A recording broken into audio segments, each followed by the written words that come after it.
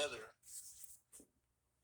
with the Longshoremen's Union, the Local 89, Hod Carriers and Labor Union, and the Electricians Unions.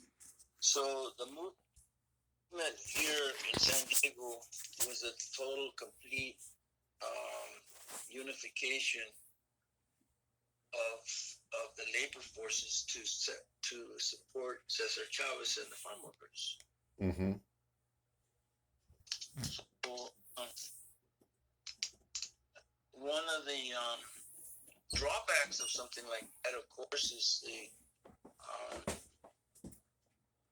the consistency. And when there is a consistency, Mm-hmm. obviously there's an awareness. There's a plan. Well, that's part of it as well. But it's not so much plan that you have to somehow make it a reality. A conspiracy. So the map that I captured in the San Diego Highway Patrol station that was being planned was the same map that I used to develop the marchas that we initiated, including the one that went from the Catholic Church downtown. And I was very upset about that because I sold it out to the Catholics. Mm-hmm. That's when I slapped him. I was very angry at him. I lost my temper and I slapped him. Who'd you slap? Jurista. Oh, okay. Because we had been planning for the march to come out of the Chicano Park area, go around the barrio, and then go out to downtown. That way we would pick up more people. Yeah. And it was also scheduled to go to the plaza, not to the inside where all the officers were taking pictures of everybody. They were up on the roof. Don't you remember? I don't know if you saw them. They were taking pictures of everybody that was in the big square there at the city council, outside. Yeah. The marcha was planned to go to the plaza. Horton.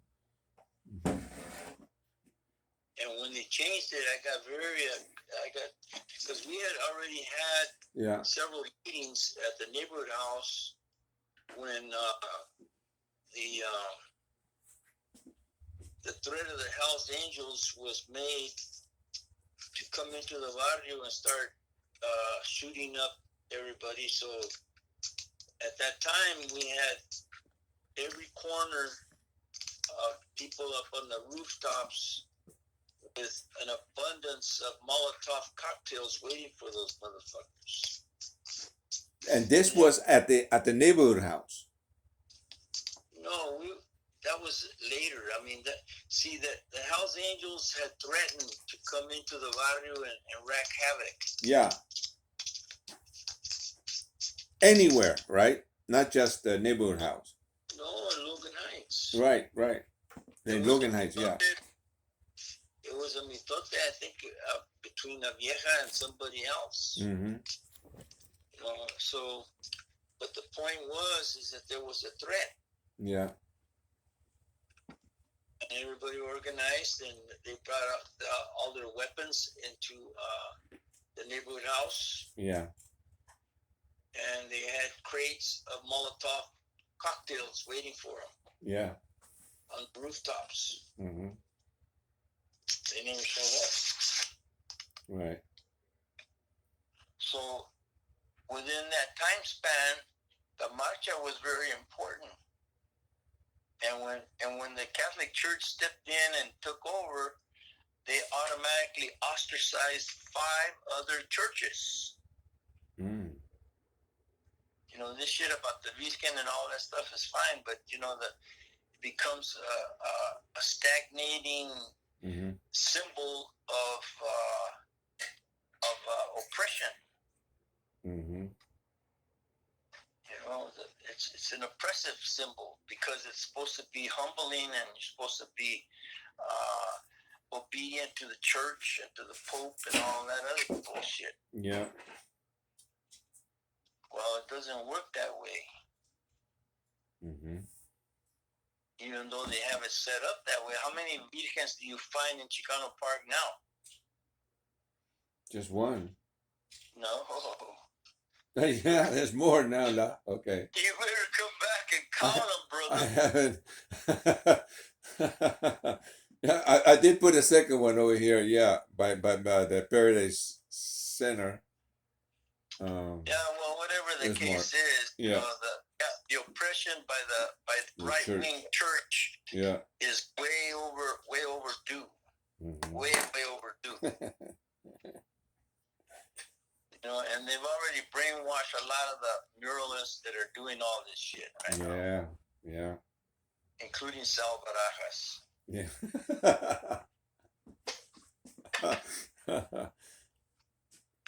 Well, you know, the imagery that is being manufactured has a lot to do with our movement, from its sincere and honest efforts to organize, from the labor movement all the way through to the student movement, into the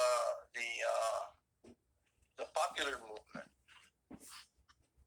Have you seen didn't I show you the recent Zapatista army? Didn't I send that to you? No. Oh, the Zapatista where? Not in San Diego. No. They have you ought to see how well organized it is. In Chiapas? That's right, brother. Oh yeah, well that's been going on since 1994.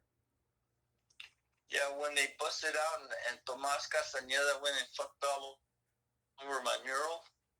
Oh, oh that happened in 74, huh? No, that was No, that was sabotage. You guys got into sabotage. No, man, that was Coyote. That wasn't me.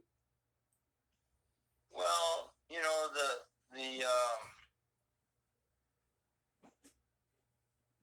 the incident was provoked through thinking and believing and feeling and it's sensitivity that is pronounced. Sometimes you don't have to be there, but it's there. Mm-hmm. Like I tried to figure out, you know, the moves that Jose Cervantes, when he came from LA. Yeah. You introduced him. Yeah. You know, Jose Cervantes, and he was staying in the Mexicano Center at that time. Yeah. And who did you contact to do the Estrada courts? The guy the leader, the guy in charge. That was El Clavo, Felix. Oh, El Gato? El Gato. Yeah, you called him El Clavo because he had all those nice. Well, that's what we called him. Yeah, he had 2-3 nicknames, right? El Felix, El Clavo. Yeah. Yeah. Well, where did you meet him at? We were tight, man. Because I'm not asking if you were tight. I just said, where did you meet him? When we showed up at the Strata Courts, looking for take us to your leader, and then there he was, and so I introduced to him who we were as Caca, and he liked the idea, and I told him that we ought to unify, so he agreed. So he became L.A. Caca. And that way, we painted our first mural in 1974 on February, named Aztlán on our behalf. You didn't go to that. And that was the beginning of us working together.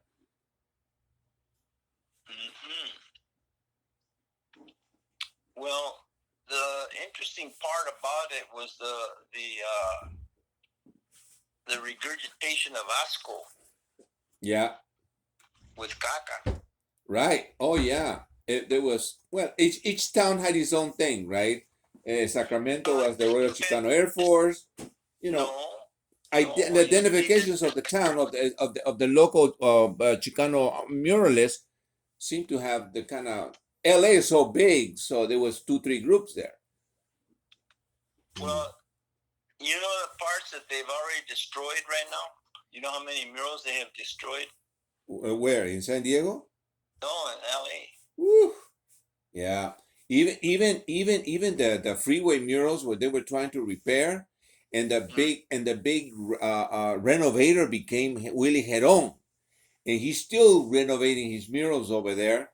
But when we drove past LA just 2 days ago, that mural that they spent so much money for him renovating on the freeway, it looks like it's been hit like by every graffiti artist that exists. They targeted it, like they brought him down. You know, let me add to something. The graffiti artists here in San Diego destroyed the entire children's gallery Where's what? that Roberto Salas had put up on the overpass. Oh yeah, that yeah.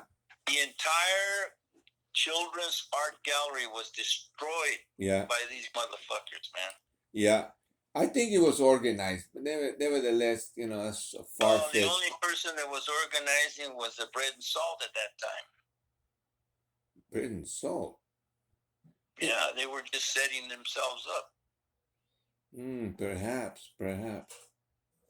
Well, you know, looking at the art scene from the perspective of somebody that lives here, I think you have to take on this viewpoint with a little more scrutiny. Because if you don't see it and you're not here every day, you don't know what's going on. Well, they came much later though, because the graffiti happened like in the 90s, and I got it pretty well documented how they started, how they destroyed the whole children's gallery, man. When Roberto Salas came to me and he said, Salvador, I applied for the grant for the North Gate, the East Gate, the West Gate, and the South Gate. I got the South Gate, and they gave it to him. And it was something like $240,000 or something like that. And the first people that went in there was the police department. They raided it, took money out of it. Then another agency went and took more money out of it, and Roberto Salas didn't get nothing. But anyway, he came to me and he said, Salvador, I've got this program, and, you know, can you suggest? I said, you know what, Roberto? I want to tell you, the children in this community are a treasure. So he picked up on that, and he goes to Lowell School, and he starts his program with the Lowell School students, and they all paint. And what he did was he had this big metal sheets that he had them paint on, and then he went and had them baked so that they were permanent. So if you put a graffiti over it, you can wipe it off. Yeah. So it needs to be restored. That needs to be restored. Those children were very proud of their little murals, their little paintings that they did. And these fucking graffiti artists fucked them all up, man. Why did they do that? I know. So coordinated, man. Just like LA. It was like all the graffiti artists were popping out all the murals at the same time. I think it was, to me, it's a conspiracy by the police. Pero, I mean, that's far-fetched, like I said, because he was too organized. You know, when the mural movement started in South America, they were, and the mural artists were supporting Salvador Allende. Yeah. They would go into pueblitos and paint murals representing, you know, the party that Salvador Allende was advocating, and they had a special police force catching all the muralists and shooting them in the head.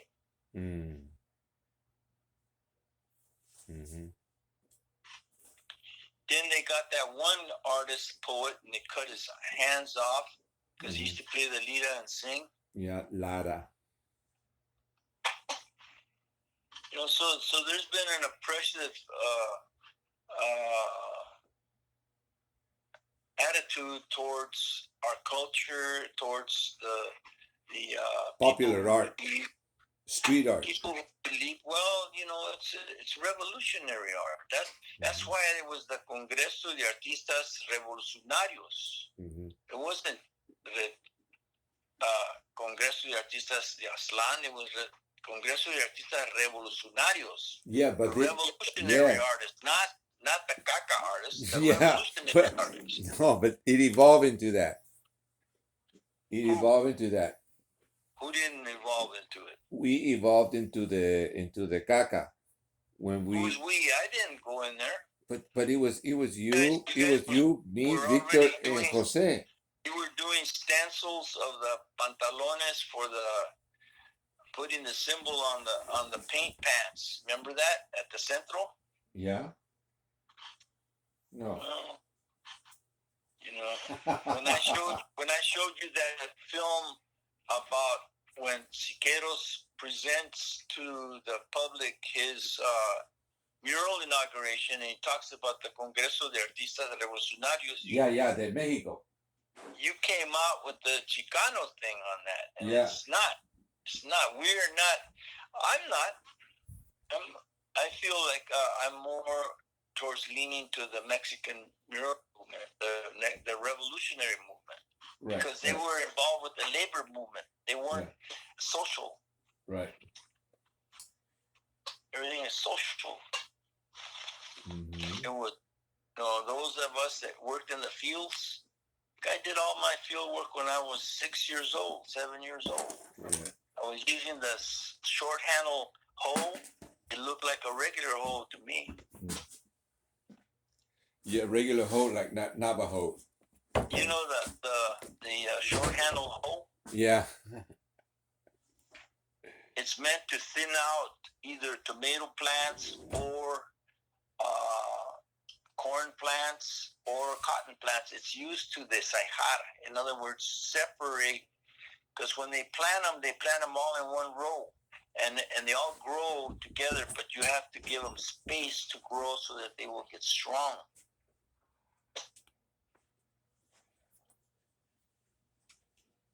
Hey. And that's what happened. Salvador. Yeah, go ahead. Oh, I was just saying, my brother just walked in. He was a fine art student at UCSC, and he studied some of your stuff in school. So anyway, I just want to let you know he just walked in, so he was listening. Who is it? Hey, how's it going? I'm Sarah's brother, Josh. My brother, he studied fine art at UCSC. I wanted to ask your brother a question. Okay. What's happening? I'm very interested in your art education. How has your mother helped you? How's my mother helped me? Yes.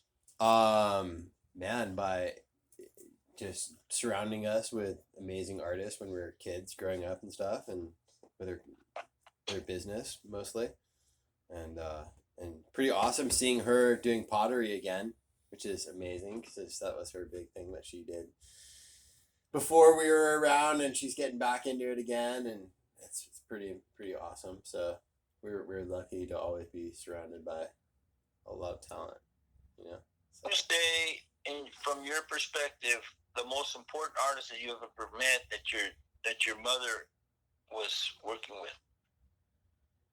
That's a pretty hard question. That she was working with?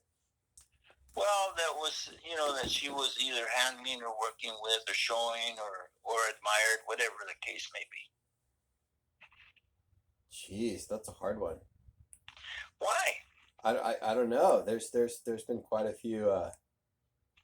I think when I was a kid, I loved Mario Uribe's work. Who? Mario Uribe. He was Uribe. Uribe? Yeah, Mario Uribe, ¿te acuerdas? I'm trying to. What was one of his popular images? Man, so much stuff. He was a big muralist in town. Still screener. And he did a big mural. He dated Dave's. They had a gallery in Little Italy, the Dave Zapp Gallery, back in the 80s, 90s. What was it? David Saff. Remember David Saff Oh, Gallery? Zap Galleries, yeah. Yeah. So That was his Was your partner. mother working there with the Zap Gallery? Yeah. So she has a very astute perspective on the field of art right now, doesn't she? Yeah.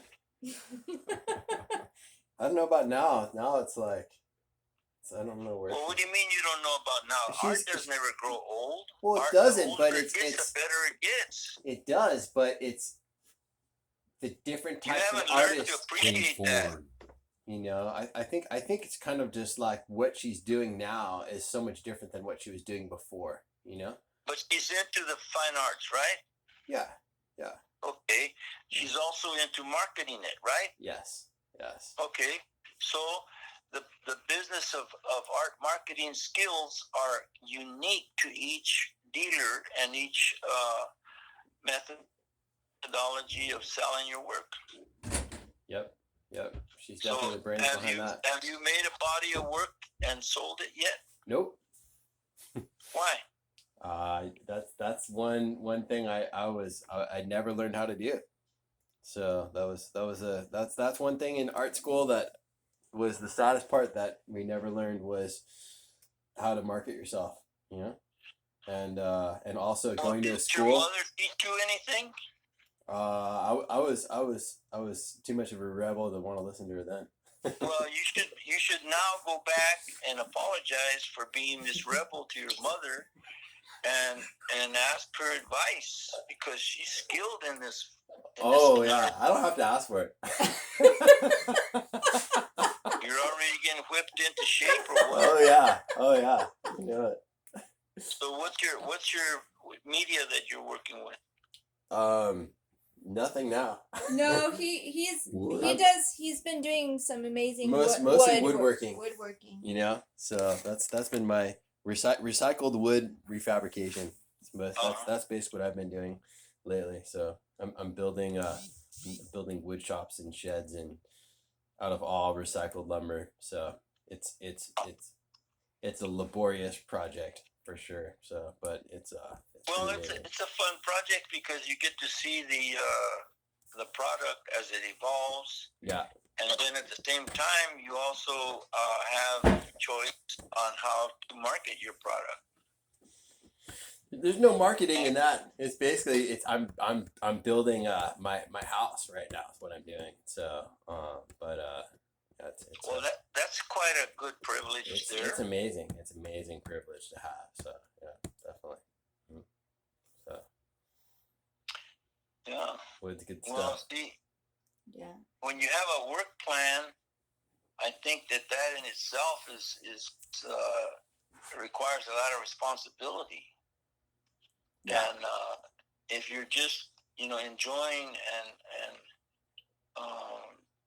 doing the best you can for yourself as an artist, and you're arriving at solutions, what solutions are you working with right now in your art?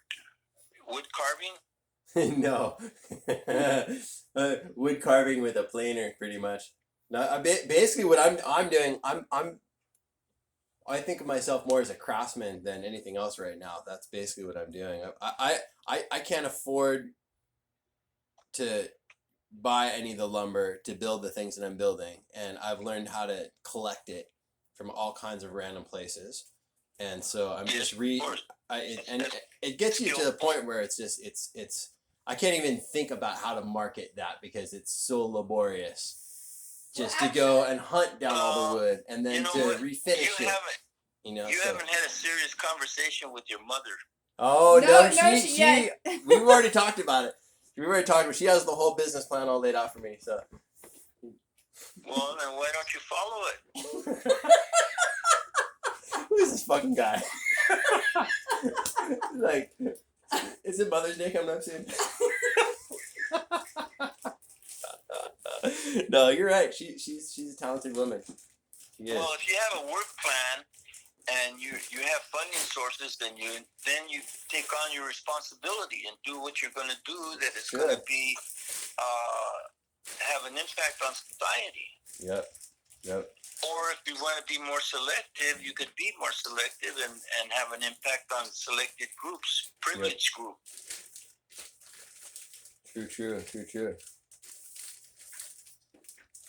That's why I was mentioning to Mario when I went to see Siqueiros, one of the most revolutionary artists of my period, and he introduces the concept of the artists that were organizing themselves, and it became one of the most dynamic periods of 1925 in the field of a Congress of Artists, of Revolutionary Artists. And that's the distinction between a Congress of Chicano artists, which are not revolutionary. Yes, they are. How are you not revolutionary? We were revolutionary and we still are. No, none of this word stuff, Mario. What? You're either it or you're not were. No, we are. You have to be. It's not something you can drop off and leave it and then come back for it Right. at another period. It's not like that, man. Well, but I didn't say that because I'm still a revolutionary. Personally, I can't talk for everybody else, but I am.